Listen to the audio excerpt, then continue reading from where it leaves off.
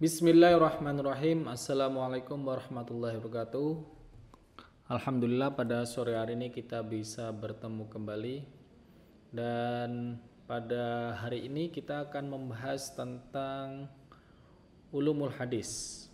Jadi ulumul hadis merupakan salah satu materi yang sangat penting atau bahkan penting sekali dalam serangkaian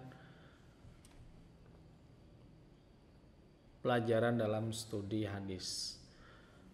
Ulumul hadis merupakan rangkuman dari seluruh ilmu-ilmu yang ada di dalam studi hadis. Apa sih sebenarnya ulumul hadis itu? Ulumul hadis merupakan serangkaian dari ilmu-ilmu yang menjadi alat untuk mempelajari ilmu hadis itu sendiri. Jadi mempunyai banyak sekali perangkat-perangkat, banyak sekali mempunyai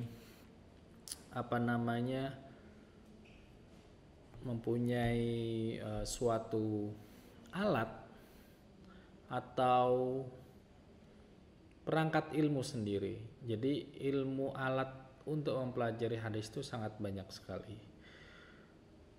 Tujuannya dari ulumul hadis itu adalah untuk menemukan atau untuk mempelajari dan menemukan keaslian dan keabsahannya serta menentukan derajat dari suatu hadis itu sendiri.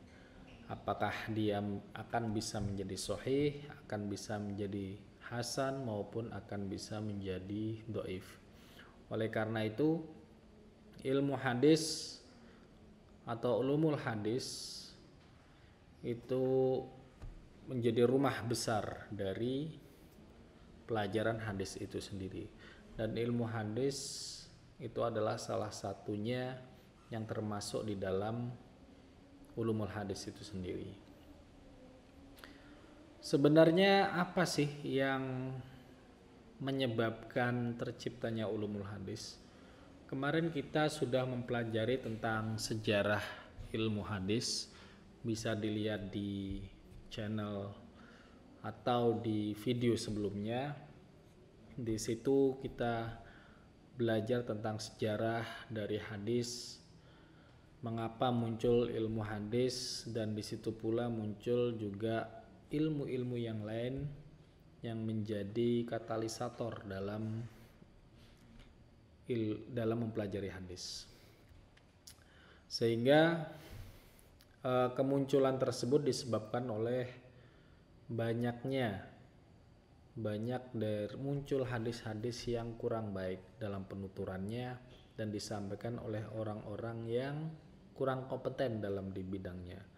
Sedangkan dalam penyampaian hadis, disitulah yang kita mengetahui ada yang namanya sanad. Nah, sanad inilah yang disebut rijalul hadis atau orang-orang yang menyampaikan hadis. Karena dalam ilmu pengetahuan tentang hadis, rijalul hadis ini memegang peranan sangat penting untuk menentukan rijalul hadis ini dan untuk menentukan keabsahan sanad ini. Maka muncullah perangkat-perangkat ilmu hadis itu sendiri.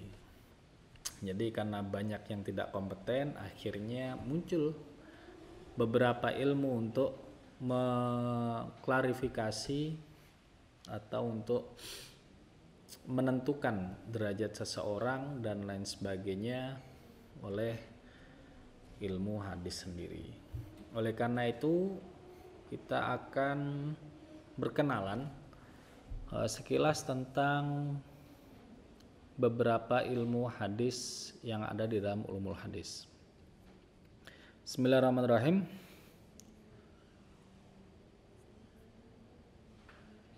Di antaranya yaitu ilmu hadis itu sendiri. Ilmu hadis itu nanti kita akan mempelajari tentang apa sih bagian-bagian dari hadis itu. Kita nanti akan di situ akan belajar siapa yang disebut rawi dan juga siapa itu yang ada di dalam sanad, apa itu sanad, apa itu musnid, dan matan itu bagian sebelah mana di dalam sebuah hadis. Lalu apa ilmu hadis itu sendiri, bagaimana terminologinya, dan juga ilmu hadis itu dalam kesehariannya Rasulullah menyampaikannya bagaimana.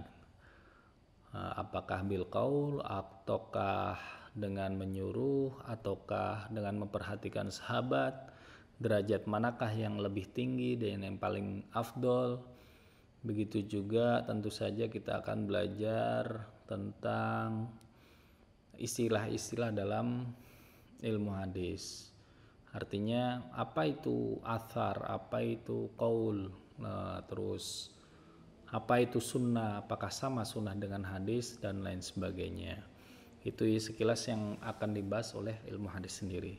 Sedangkan ilmu selanjutnya adalah ilmu rijalul hadis.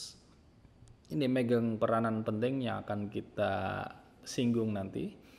Dan juga ilmu takhrijul hadis, terus ilmu mustalahatul hadis juga yang mempelajari tentang istilah-istilah dalam hadis. An itu apa, hadatsan itu bagaimana, lalu dan beberapa yang menjadi istilah sendiri bagi para muhadis sendiri. Lalu ada juga singkatan-singkatan di dalam kitab-kitab mereka yang biasanya mereka jabarkan di awal atau di muqaddimah dalam setiap kitab. Misalnya Bukhari dan Muslim itu nanti disingkat jadi apa, Ibnu Majah bagaimana, dan lain sebagainya. Ada juga ilmu jarh wa ta'dil. Ilmu jarh wa ta'dil sendiri adalah ilmu yang mempelajari tentang standarisasi seseorang, baik secara keilmuan maupun secara kepribadian, secara personal ataupun secara intelektual. Oleh karena itu ilmu yang jarh wa ta'dil ini merupakan ilmu yang sangat penting. Kalau bahasa zaman sekarang ini ilmu screening, menentukan kualitas seseorang, apakah dia memang layak untuk menjadi seseorang yang kita idamkan, ataukah jika perusahaan itu mereka menggunakan fit and proper test untuk masuk. Kalau di perguruan tinggi mungkin mereka menyebutnya psikotes dan lain sebagainya. Tetapi dalam jarh wa ta'dil lebih detail lagi, standarnya sangat tinggi sekali, sehingga untuk menentukan kualitas seseorang sangat-sangat diperlukan ilmu jarh wa ta'dil. Lalu ada juga ilmu tentang tabaqatul muhaddisin. Tabaqatul muhaddisin adalah urutan-urutan atau tingkatan-tingkatan dari para muhaddis itu sendiri dalam hierarki keilmuan hadis. Tentu juga ada juga pembagian hadis secara kuantitas maupun kualitas. Apa itu hadis dhaif, apa itu hadis sahih, apa itu hadis hasan, bagaimana menentukan kualitas suatu hadis, dan lain sebagainya. Adapun hadis dhaif sendiri pun masih banyak sekali yang perlu dipelajari, karena memang perbedaannya itu sangat banyak antara satu hadis dengan hadis yang lain. Apa itu hadis maqtu, apa itu hadis mauquf, apa itu hadis maudhu, apa itu hadis munkar, dan lain sebagainya. Masing-masing memang mempunyai pengertian sendiri dan juga mempunyai standarisasi itu sendiri. Lalu kita kalau menuju ke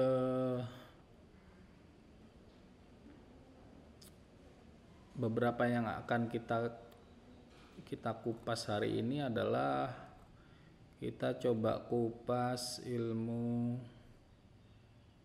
Rijalul Hadis. Nah, ilmu Rijalul Hadis itu ilmu apa sih sebenarnya? Ilmu Rijalul Hadis adalah ilmu yang menentukan bagaimana kualitas seorang tersebut. Dan ini yaitu ilmu tarikhur ruwah dan ilmu jarh wa ta'dil. Kalau menurut Al-Zarqani yaitu ilmu untuk mengetahui para riwayat hadis dari segi pribadi mereka sebagai perawi hadis. Tadi kita singgung bahwasanya Rijalul Hadis itu adalah menentukan kualitas seseorang, kualitas para muhadis di sini atau yang di dalam sanad, bagaimana kualitas seseorang tersebut. Nah, sebagai ilmu ini mempunyai dua cabang, mempunyai dua paket ilmu lainnya, yaitu ilmu tarikhur ruwah dan ilmu jarh wa ta'dil. Ilmu jarh wa ta'dil sedikit kita singgung sebelumnya, sedangkan ilmu tarikh ruwah yaitu ilmu yang membahas tentang segala hal tentang rawi tersebut. Maksudnya bagaimana? Maksudnya yaitu namanya juga tarikh. Tarikh itu artinya sejarah atau riwayat seseorang tersebut, rawi tersebut, dari mulai kapan lahirnya, kapan meninggalnya, apa lakopnya. Lakop itu kayak julukan, apa itu kunyahnya, dinisbatan ke siapa. Misalnya Imam Bukhari itu nisbahnya ke Bukhara, atau Hujjatul Islam itu siapa, dan lain sebagainya. Ini adalah sebutan-sebutan yang melekat di dalam seorang muhadis itu sendiri. Apakah kapan dia belajarnya, kepada siapa dia belajarnya, gurunya siapa gitu. Bahkan sampai ada suatu masa di mana gurunya itu atau ustadznya itu mempunyai ingatan yang lemah, mulai melemah ingatannya karena semakin dimakan usia. Oleh karena itu dibahas di situ sampai apakah dia belajar dari mulai sebelum melemah atau setelah melemah. Kapan melemahnya dan kapan dia sebelum melemah, ingatannya itu masih segar atau tidak.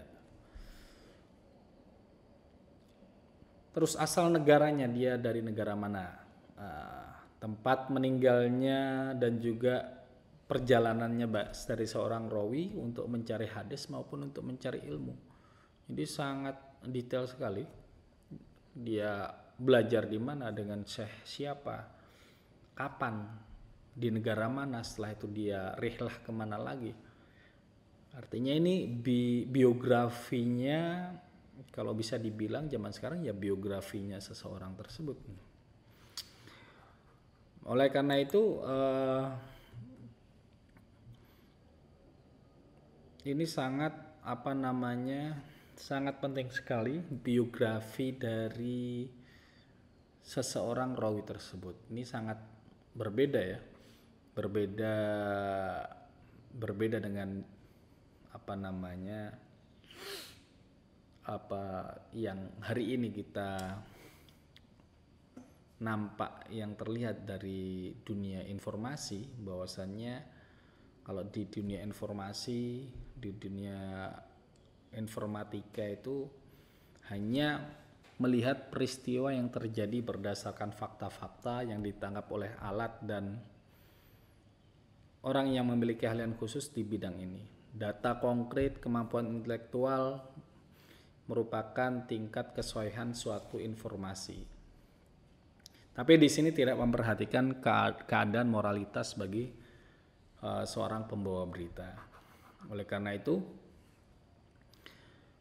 ini sangat berbeda dengan ilmu tarikhur ruwah. Kalau informatika, informasi, kita hanya fokus terhadap informasi tersebut tanpa memperdulikan yang menyampaikan informasi.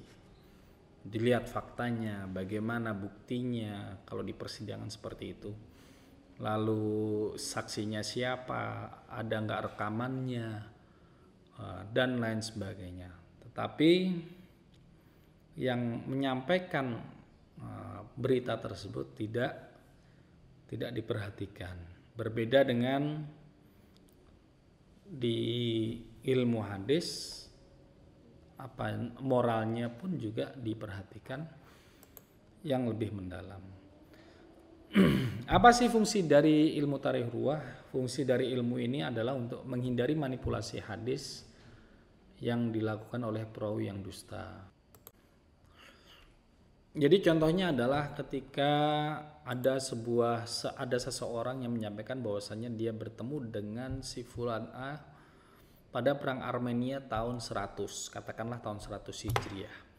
Dan dia mendapatkan sebuah hadis dari si A tersebut dan menyampaikan kepada jamaahnya atau kepada temannya bahwasannya dia bertemu di perang Armenia tahun 100. Nah, si Fulan A ini yang ternyata yang diajak bicara temannya tersebut atau jamaahnya tersebut mengetahui bahwasannya si A itu tidak ikut perang Armenia dan meninggalnya ternyata tahun 95. Sehingga apa yang disampaikan oleh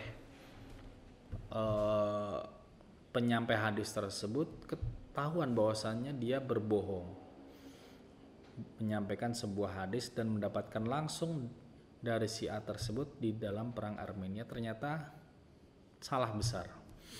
Oleh karena itu biografi ini sangat penting untuk menjadi senjata dan menghindari manipulasi hadis yang dilakukan oleh perawi dusta. Nah, ini adalah ilmu yang sangat penting. Laqad kadzabta, engkau telah berbohong. Sedangkan ilmu jarh wa ta'dil tadi kita singgung sedikit, tetapi kita tidak akan bahas di sini karena satu pertemuan kita akan membahas tentang ilmu jarh wa ta'dil. Selanjutnya ada ilmu takhrijul hadis. Ilmu takhrijul hadis merupakan ilmu untuk mengetahui asal muasal atau sumber dari hadis itu sendiri dari mana. Jadi ketika kita mendapatkan sebuah hadis, atau misalnya ketika khutbah Jumat kita sering mendengar sebuah hadis tapi tidak disertai dengan rawinya, tidak disertai dengan, mungkin rawinya disebutkan rawahu Muslim atau rawahu Bukhari atau rawahu Imam Ibnu Majah dan lain sebagainya, tetapi tidak disebutkan sanadnya. Nah, ini akan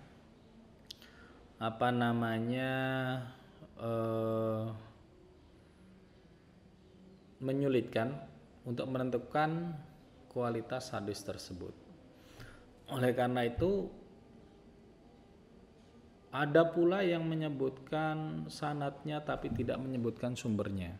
Nah, oleh karena itu perlu yang disebut dengan ilmu takhrijul hadis, mengetahui asal muasal sumber dari hadis itu sendiri. Menurut berbagai sumber,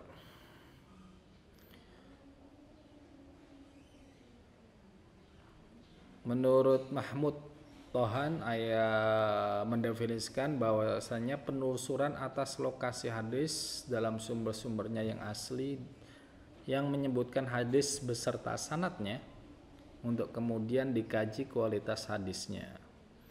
Nah, jadi kita dalam takhrijul hadis lalu kita mendapatkan sumbernya, lalu baru dikaji dalam buku aslinya tersebut dan menentukan penilaian sanadnya.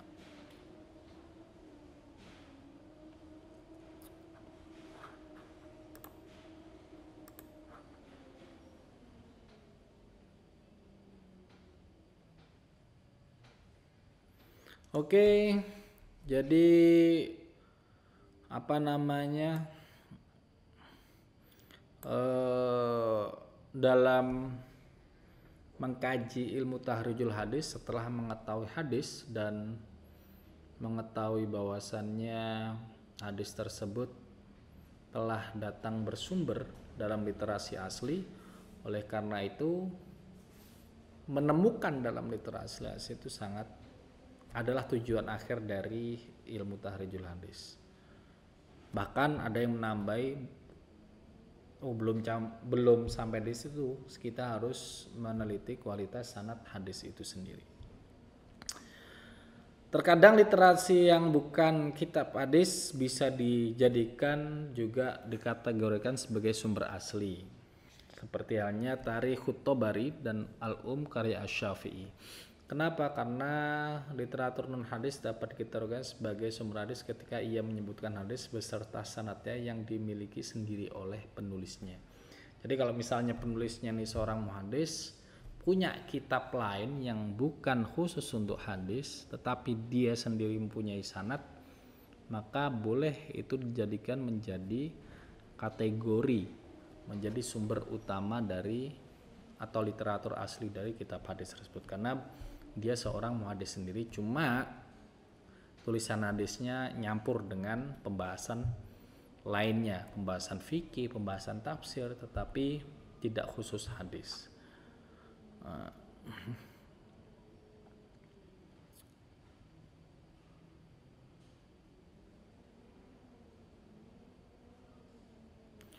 Nah, kenapa kok terjadi demikian rupa? Bentar. Dari tadi.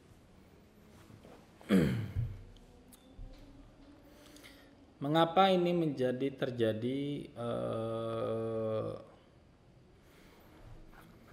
terjadi yang namanya tahrijul hadis itu sendiri? Karena memang seiring perjalanannya waktu, semakin tahun semakin kajian hadis semakin surut dan penguasaan para ulama terhadap hadis itu sendiri pun semakin berkurang. Hafalan hadis pun semakin berkurang dan relatif sedikit, dan ketika di waktu yang sama ketika merujuk kitab-kitab hadis mereka mendapati sedikit kesulitan. Dan para pengarang kitab dalam disiplin non hadis, misalnya tafsir dan juga fikih, seringkali menyebutkan hadis tanpa menyebutkan sanadnya ataupun mukhorijnya, sehingga kualitas hadis itu tidak bisa diperhatikan, tidak bisa dipastikan. Oleh karena itu penting sekali untuk menentukan atau mencari atau mentakhrij dari suatu hadis itu sendiri, dikarenakan sebab yang kita sebutkan sebelumnya. Ada beberapa metode dalam pencarian kitabul hadis, dalam pencarian takhrijul hadis. Di antaranya adalah yang pertama metode indeks nama sahabatnya.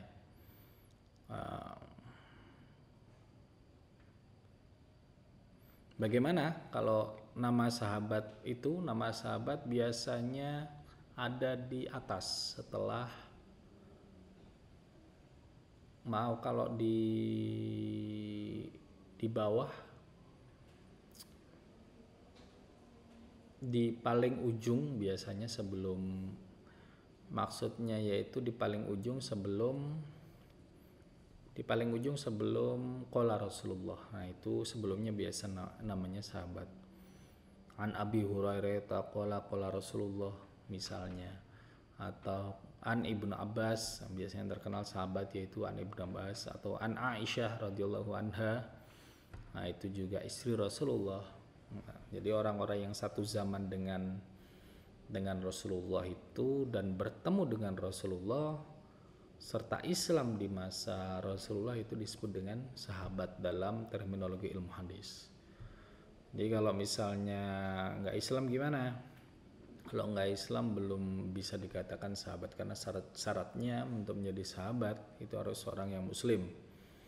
Muslim bertemu Rasulullah dan aslama atau ikrar diri Islam di masa Rasulullah SAW. Nah, ini digunakan ketika nama perawi sahabatnya diketahui. Nah, karena kadang kita menemukan nggak lengkap, tapi hanya mengetahui nama sahabatnya, maka bisa dicari dengan cara seperti ini. Harus yakin dulu sosok sahabatnya. Nah, kalau gimana meyakinkan? Kita lari ke ilmu tarikhur ruwah atau ilmu rijalul hadis. Kemudian setelah kita mengetahui, baru dilakukan penelusuran hadis pada buku atau literatur yang metodologi penulisan hadisnya berdasarkan urutan nama-nama sahabat. Jadi memang ada suatu kitab yang memang mengurutkan nama-nama sahabatnya. Jadi nyarinya di kitab itu, jangan dinyari kitab yang hadis langsung, susah nanti nyarinya. Metode ini berlaku pada kitab-kitab musnad, mu'jam maupun atrof. Sedangkan metode kedua yaitu metode kata pertama pada matan. Jadi setelah sanad hadis, maka di situ ada matan. Matan itu adalah kata atau setelah qala Rasulullah SAW. Nah, baru kata Rasulullah ini apa? Nah, Rasulullah ini menyampaikan misalnya man kana dan seterusnya. Nah, itulah yang disebut dengan matan. Kata pertama kata matan, man kana, nah, itu adalah kata pertama dalam matan contohnya. Metode ini digunakan ketika kita mengetahui dengan pasti ungkapan awal dari matan hadis. Tidaknya ada beberapa kategori kitab yang dapat menggunakan metode ini. Kayak misalnya khutbah Jumat tadi, qala Rasulullah SAW, langsung aja man kana, man soma Ramadona, imanan wahtisaban. Wah, langsung dicari man soma Ramadona. Oh, langsung kita cari dalam kitab-kitab yang menggunakan metode tersebut. Karena sanadnya udah nggak ada, hanya matannya aja. Pertama, kitab-kitab yang mengumpulkan hadis yang matannya sudah populer di tengah masyarakat. Nah, kayak tadi Mansoma Ramadan, wah ini sudah sangat populer di masyarakat kita. Atau hadis tentang kebersihan itu, barang siapa yang menjaga kebersihannya atau kebersihan, an-nadzafatu minal iman. Maaf, baru ingat an-nadzafatu minal iman. Nah, itu cari hadisnya. Yang banyak dihafal oleh masyarakat awam. Nah, jadi di sini ada kualitasnya sahih, ada hasan, ada dhaif, ada banyak kitab yang menggunakan atau menggunakan hadis semacam ini. Misalnya Duror al-Mutaththirah fil ahadis mustahirah karya Imam As-Suyuti. Nah, ini yang saya dapat informasinya. Tapi memang betul saya belum mengecek kitabnya, mungkin bisa dibantu teman-teman untuk mengecek kitabnya, dan masih banyak yang lainnya. Ada juga kitab-kitab yang kedua, yaitu yang disusun berdasarkan abjad huruf pertama matannya. Jadi kalau tadi awal kata, kalau ini hurufnya. Oke, yang ketiga adalah metode indeks kata. Metode ini digunakan dengan cara mencari kata-kata yang menjadi kata kunci dalam indeks hadis. Yang dimaksud kata kunci itu gimana? Adalah kata yang terdapat dalam matan hadis dan tidak banyak digunakan dalam ungkapan sehari-hari. Ini sehari-harinya orang Arab ya, bukan orang Indonesia. Kata-kata yang terdapat dalam dalam matan hadis. Metode ini menggunakan al-mu'jam al-mufahras li al-fadil hadis yang disusun oleh tim yang beranggotakan pakar orientalis. Ini al-mu'jam mufahras ini ya betul memang disusun oleh mereka, oleh orang non muslim. Ini sangat sangat luar biasa. Orang non muslim, orang orientalis. Jadi orang orientalis ini orang-orang yang menganggap Islam itu sebagai ilmu. Motifnya banyak sekali mereka. Ada yang memang betul-betul ingin mempelajari Islam sebagai ilmu, ada juga yang memang mempelajari Islam dan ingin mengetahui kelemahannya, motif belajar mereka, tapi mereka disebut sebagai orientalis apapun background mereka.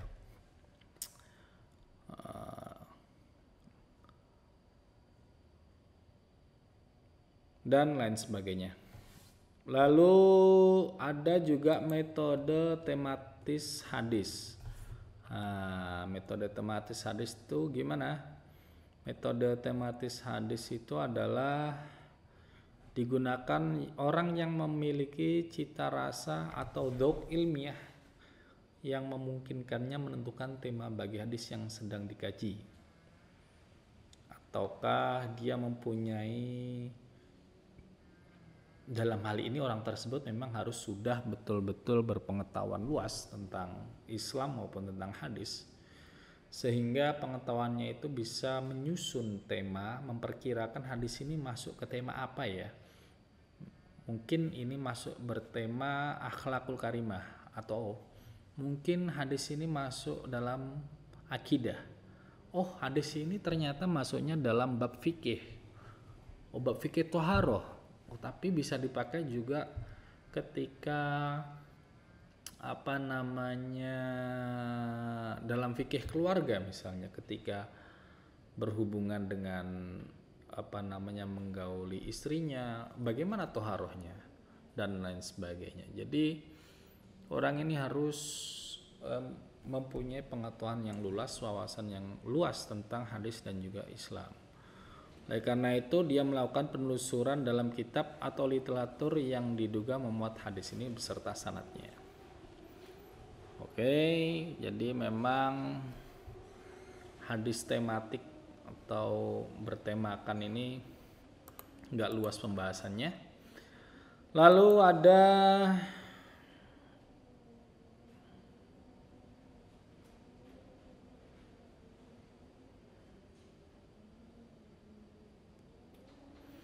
metode penelusuran berdasarkan kondisi matan atau sanad.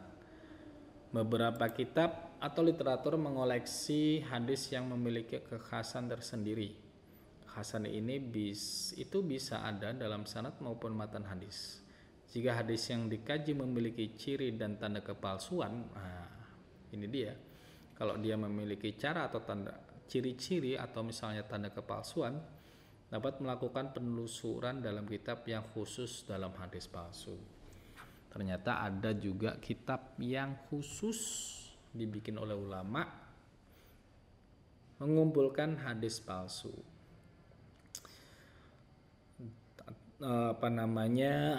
Jika memang ini orang yang ini sangat butuh penelitian dan butuh orang yang betul-betul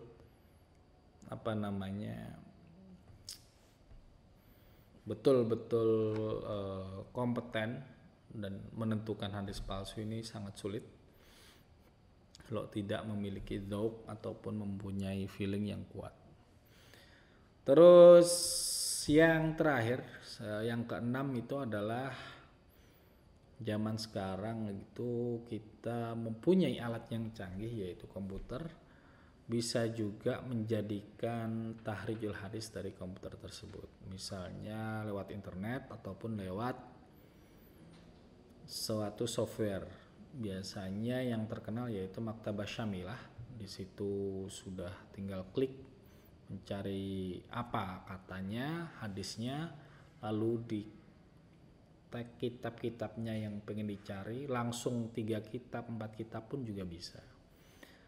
Tetapi ini hanya sebagai jalan pembuka, dan harus setelah itu langkah selanjutnya mengecek literasinya, mengecek ke kitab asli dari literatur tersebut, bukan kitab digital. Nah, memang kitab digital di Maktabah Syamilah pun kami menemukan ada beberapa ketidaksamaan dengan kitab aslinya. Ada yang terpotong, ada yang hilang, dan lain sebagainya. Memang apa sih manfaat takhrijul hadis ini? Manfaat takhrijul hadis itu adalah diketahui letak hadis yang dikaji pada sumber-sumber primer. Jadi kita tahu nih tempatnya hadisnya ini di sumber-sumber yang primer, yang utama, yang muktabar, yang dijadikan rujukan oleh para ulama. Lalu diketahui apakah asosiasi ungkapan atau perbuatan yang dinyatakan sebagai sebuah hadis itu betul-betul sebuah hadis atau bukan. Kadang-kadang memang sahabat mempunyai ungkapan-ungkapan yang terkenal, yang kita dengar, yang terkenal, tetapi ternyata setelah dicek, itu hanya qaulus sahabi atau qaulus tabi'in, karena bahasanya yang indah. Nah ini bisa dicek, ini ternyata bukan hadis, ternyata qaulunnya Umar misalnya, Umar radhiyallahu an, atau perkataannya Imam Syafi'i. Imam Syafi'i itu juga punya seni yang tinggi dalam, kadang-kadang juga kita menemukan perkataannya Imam Ghazali dalam kitabnya dan lain sebagainya. Terus diketahui yang ketiga adalah kita mengetahui kualitas hadis itu sendiri. Jadi bagaimana kualitas hadis, apakah dia termasuk hadis ahad, apakah dia hadis dhaif, hadis sahih dan lain sebagainya. Lalu ketika yang keempat adalah ketika kita membandingkan riwayat antara satu dengan yang lainnya, kita akan mengetahui arti kata yang asing atau gharib. Ini kata gharib itu kata yang asing yang gak semua orang tahu, dan artinya pun hanya diketahui oleh kelompok itu sendiri. Karena misalnya orang Jawa dari Surabaya dengan orang Jawa dari Jogja atau Solo mempunyai ungkapan yang berbeda meskipun sama-sama orang Jawa.